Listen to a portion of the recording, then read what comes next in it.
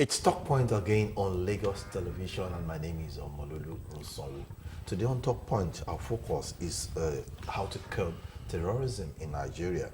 Terrorism is a global phenomenon, and of course, that dates back to over 50 years. And the motive is usually to fight a cause best known to those who fight that cause. And in Africa, it comes through the Sahel region, because that is closer to the Horn of Africa, is closer to that. And most times it creeps in through the northern part of Nigeria. And how to curb this and other issues related with it is why I have a guest in the studio. His name is Celestine Ilo. He's a legal practitioner. Celestine, nice to have you on Top Point. It's a pleasure being in the house. Yes, thank you for coming. Okay. Yes, let's quickly ask you, when we say terrorism, what do you understand by the word terrorism? Well, to me, terrorism is any act that induces fear into people and force them to go against their will, surrender their will to you ordinarily. That relinquish their power to you unnecessarily. And so any act that is capable of inducing fear and causing people not to do ordinarily what they never intended to do is an act of terrorism. So it doesn't necessarily mean only killing. It doesn't necessarily mean forcing them. Somebody might tell you that there is Islamic activities. That any act, some people, even the ordinary person, can carry out a terrorist activity. The act of taking people hostage unnecessarily is terrorism. So because you are inducing fear, you are dehumanizing human beings in your own little way of understanding. But ideally, you are not supposed to go against the law. So any act that is capable of inducing fear on you and forcing you to go against your will and intimidating people unnecessarily is act of terrorism. Yeah, from what you have said, that means that can we say that terrorism is interwoven with banditry? Because most times we've been having banditry, cases of bandits attacking people, attacking villages, most times in the northern part of Nigeria, then also creeping to some parts of the southeast and southwest. Can we link it? Yes, if you go into Nigerian laws, particularly the Terrorism Prevention and the Prohibition Act of 2022 that replaced the Terrorism Act of 2011 and 2013. So in the recent events, Nigeria is now trying to, by implementing, replacing the law and expanding it, Nigeria is now trying to ensure that we fall in line, our act of fighting terrorism falls in line with the United Nations standard. The United Nations Security Resolution, our own laws fall in line with those resolutions, where now the act of funding terrorism becomes a big offense. The act of supporting a terrorist group becomes a serious offense. Now, it attracts penalties. It can even lead to it can attract death penalty. It can attract freezing of assets. It can attract 20 years maximum sentence. So there are a lot of windows created by the government to ensure that these terrorist activities is checkmated. Even in Nigeria, by the law, there is a national National Council for, what do you call it? National Counter-Terrorism Center. Okay. That now ensures that government agencies work internally within themselves to check the activities of terrorism within the circle. Because you remember, when Goodluck Jonathan was president of Nigeria, terrorists were telling you that they have infiltrated his government. Yes, I remember that statement. So the act of terrorism, the act of supporting, they have support everywhere. So, and you know, it's a solidarity activity where somebody that has sympathy for the terrorists tries to checkmate government and give out privileged information to the terrorists. So, back to your question concerning Nigeria when it comes to how to cope this activity. If Nigeria is doing enough, Nigerian government is doing enough, from my own understanding. the law, no, I'm not talking about the government system, I'm talking about the law. We law. have an effective law that, if well implemented, will checkmate this activity. It can curb the activity and reduce to bearable minimum. For instance, some people have been tagged as sponsors of terrorism in Nigeria. I don't think any of them have been prosecuted. Some financiers their names were even dished out by the American government. And up to now, I don't think any of them have been indicted by the Nigerian government. So we expected some assets to be seized. Some of those people that I have mentioned, for the court to prosecute them and ensure their asset is seized. So when it comes to this angle, I don't think the government is doing enough when it comes to dealing with the financiers, because these are the financiers are the major sponsors of this rascality. Remember, there are some aspects to sponsors. Even if you give moral support to them, is an offense by the law, by this 2022 Prohibition and Prevention and Prohibition Act. It frowns at giving the materials, because it takes two to tangle. Some of these terrorists produce bombs. Some of them produce explosives. So some people even incitement is even an offense. So when the government, when people are now allowed to talk anyhow, there are some acts there's some choice of words you might use that might incite somebody to go and carry out a terrorist activity. So now, if you look at it from the division of this 2023 Prevention and Prohibition Act, you can see that terrorism and banditry are interwoven in Nigerian concept, because the bandits carries act of terror. They use the act of terror to achieve their aim. The act of coming to somebody's house, burning everything he has, taking everything that belongs to him, is a terrorist activity. Because you are not empowered, you are not allowed to. Now they do all these things and get away with it. Even the people that are even agitating for all these what do you call it, self-acclaimed agitators, agitating for their separatist entities here and there. Yes. Most of them that are now agitating for different states or country within country, they are now carrying the act of terrorism, the act of killing people randomly for the fun of it, the act of forcing people to stay indoors against their will. That's terrorism. Yes, you said something the other time, and I know that has to do with top security.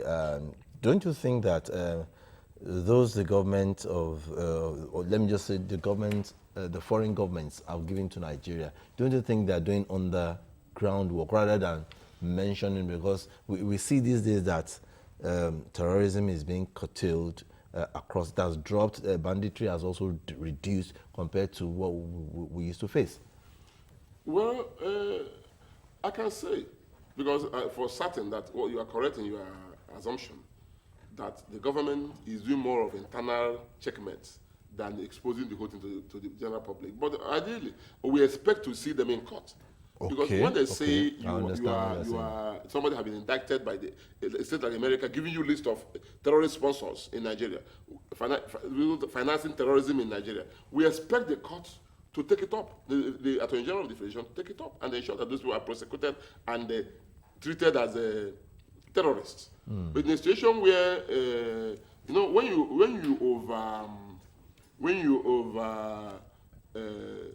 do I put it? When you are always discussing issues instead of nipping them in the bud and treating them, negotiating here and there are some aspects of this thing we expect to hear in the public domain. The aspects of this thing we expect to know that are in the public domain. I remember that just some, maybe a week plus ago or less than 2 weeks ago, the National Security Advisor, Nuhu Ribadu, addressed some people, and he also said that thousands of them have been smoked out. I think they've been killed. Because at times they may not mention some of those things. Even if they kill them, they may not. They said they have gotten some sizable number of them that have been terrorizing the northern part of Nigeria. No, when you remember how this started, terrorism, when we talk about terrorism, let's even discuss how this came on board. I can remember Farouk, the young man that was that is now in yes, Mutalab. Mutalab. Right? Yes. when that happened, Dora Akunyili told the world that she was the Minister for Information. I think she was the Minister for Information at that point in time. And she told Nigerians, told the world that Nigeria is not, we are not known with that kind of act. Yeah. That the young man acted on his own. So nobody knew the level of destruction on ground. That Nigerians have gone to that height of trying to blow up an airline for the fun of it. So now, after that incident, a lot of things started coming on board. Bomb explosion here and there, until Boko Haram came to its highest onslaught. Now, at that point, if the government have done, because I see this act of terrorism that is now taking the larger chunk of the society as a result of bad governance. You know, government is a continuous process. Now, some people that were in power forget training people, empowering the youths. So the youth that have lost control of their life are now at the mercy of people that can incite them to do whatever they want to do. Don't you think, drug use too, drug abuse, drug use is also a factor? That's where you bring the government in. You have the NDLA. It's unfortunate. You see them on the road trying to collect money from the road passers. That's an allegation. It's an allegation. You cannot prove it yet. Well, I've not proven it, but I'm telling you what I see. Now, ideally, there's supposed to be some kind of situation on ground that will checkmate drug abuse from the street. Because those ones you see on the road are not even they have kingpins. The kingpins are the major players in this. So now, if the NDLA are on ground, as most of us expected them to be, at least you see some minimal checkmate. Okay. But as it stands today, the level of drug abuse in Nigeria is alarming. Yes, I will not hold forth for NDLA. I know that they are also doing a lot to ensure that drug is reduced in the society, and in the airports, at the seaports, everywhere. I won't hold forth for them, but I know that some things are being done. But I expect them to also still do more. Let me quickly take you to this terrorism again, so that because they are interwoven. Now, just some days back, we had the issue of terrorism. You mentioned financing, and you mentioned incitements from abroad. Let's take the Simon Ekpa issue. Now, that guy is been slammed now. You know, now what is because that to some extent is a breaker to say, look, if you engage in terrorism act, even outside Nigeria, you will be fished out. Well, it's a welcome development. Most of us long expected this, and it have happened because we are talking about civilized country. That was why he was investigated. Remember, that was the first time of arresting him. They arrested him at a point, they released him until they got enough evidence on ground and they placed it before him. So the young man have no other excuse. So at that point, we expected the Nigerian government, because Simon Ekpa is not acting alone. There are a lot of Nigerians that are involved in what he's doing. There are people that are paying money into his account. Some of them are in Nigeria, some are abroad. So those people that are paying money, what have happened to them? Okay. So we don't. The aspect of this act of choosing few against many that are into the same criminality is not helping anybody. So because Simon Ekpa have some foot soldiers in Nigeria. If you go to the southeast, you see the onslaught is overwhelming and is disturbing. The level of killing by his men is disturbing. So those men there killing people, what have been done? What have the law enforcement just done to them? I saw one video sometime, one guy like that calling himself something general. I was surprised. Gentle Yahoo. Yes, Gentle Yahoo. And his picture is out there. I want to believe that the government is doing something, security agencies are doing something to also fish him out. Now, in that situation, what do you think? Don't you think that slamming Ekpa is a step towards... It's a welcome development. Yes. It's a welcome development, and we expect more. Not only on Ekpa. There are other separatists. Okay. Or other terrorists, because I call them terrorists. Ekpa is quite different from what we're talking about. It's not different from Boko Haram activity. Because if you look at the IPOB that he claimed he was for, now the can is saying a different thing. Everybody is saying a different thing. But the IPO, they denounced him. They said No, he's not with the APOB. He has his own government in exile or whatever. He has his own arrangement. Now they cannot have his own separate arrangement under IPOB. Where this one is talking about, this one is one inciting killings everywhere in the southeast. So now the kind of arrangement is quite different from what do you call it, Samuel Eba's arrangement. He believes in taking everything by force. You understand? So that is the issue. And that act of taking everything by force is terrorism. He's a terrorist as far as I'm concerned. Okay. And anybody that's working under his control is a terrorist. So the act of government, this slam on him now is a welcome development. And we pray that anybody that falls into that line of that category of people that are killing some people in the southeast will face the same music like Samuel Eba. Okay. No matter who he is. Okay. Now that that has been done, it's been slammed. What are your expectations now from the government, then the people also in the southeast and even around Nigeria? Because this is another thing. The government may be doing its own path, but what is the part of the people? What are they expected to do to ensure that these things are reduced to the barest minimum? Well, slamming Samuel Eba, there are other bandits in the north. You know, if you look at even this terrorism, we are just looking at terrorism as an Islamic activity. It's only when the Islamic group comes up to seize people or whatever that people see as a terrorist. But terrorism, even in Niger Delta, those guys that were holding people hostage, kidnapping expatriates. Anytime once you go hold people hostage, you are a terrorist. You are terrorizing the life of people. You are inducing fear and creating panic everywhere. So now, this if we want to face reality, the best option would be create an enabling environment for the people, particularly the youth, because the number of youths that are roaming around the street is disturbing. So you want people to go to farm in 21st century without modern facilities? You want a graduate after going to school to go to farm? How do you empower him? How many of them have you empowered? I went to South. I'm not coming from Enugu now. A lot of people young men don't go to farm anymore. But the government can help out. Has it really gone to that level? It has even gone worse than that. That possibly is going to create food scarcity. Young men don't go to farm. You see them walking around the street wearing good clothes, and that's it. The highest place you see them is in a bar. How they make the money, I don't know. But the truth remains that if you want them to go to farm, how do you expect a graduate to go to farm just like his old father? There must be some implements that will enable him to go to farm. There must be some incentive that he stands to gain from the government.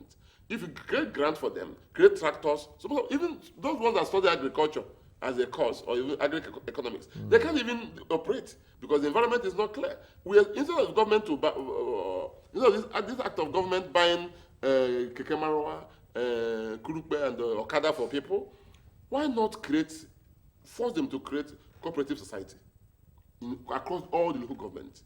Every community will have a cooperative society where you can now provide tractor, provide high-yielding seedlings, provide herbicides, and ensure that you provide adequate environment for them. Now create market where you now, at the end of the day, you mop up those they produced and sell it abroad. But in a situation where now this act of buying Okada for young men is not helping anybody. Somebody will say his consulting project is 20 billion and he's using almost 10 billion to buy Okada. And that is services. People are just rendering services. If everybody have car, then who will be the passenger? So the government, most of our politicians are not even helping matters because we are not creating jobs. I'm not telling anybody to go and create factory. But there are agriculture, in the 70s, agriculture was one of the highest economies. Yeah, before I let you go, I listened to what President Bola Ahmed Tinubu said some hours back. He said the economy is getting stable now and that they're going into agriculture now. Now, from what you have said, what advice do you have for him? Well, I expect the government, the president, to work directly with local government chairmen. And because as it stands today, the federal government have no land anywhere except Abuja. So if you give money to the Ministry of Agriculture, Where do they have the agriculture? Where they have the land? So I expect them to go to grassroots, that's the local government, and they show that every local government have like 300 tractors. Then if they have tractors and you force them to create cooperative societies for the farmers, people like us will even go to the village and start farming. Because you'll be forced to, when you see that it's flourishing, you come back to fight. Then another one, ban open grazing. Total ban on open grazing. Because all you are saying, all this grammar we are talking about agriculture can never flourish with people roaming around with all the forests with cattle. So create cattle ranch, let them have their own domain, but as far as we are concerned, open grazing have to end.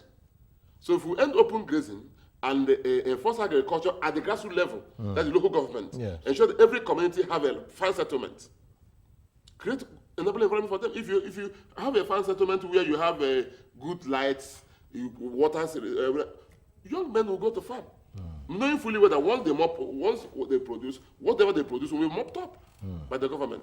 Okay. Yes, I want to thank you so much, Celestine Ilo, for being part of Talk Point. It's been a great time talking to you, and we've been discussing the issue of curbing terrorism in Nigeria. And my guest has been Celestine Ilo. He is a legal practitioner and also a public affairs analyst. Celestine, thank you for coming on Talk Point. It's a pleasure being in the house. Yes, on that note, we have come to the end of Talk Point. 767 and 112 still remain the lines to call in times of emergency. Stay out of trouble. Be part of those that will make change, that will make difference, that will make progress for Nigeria and also Lagos State. Stay safe and also do what is right. I am Omololu Rosawu saying bye-bye.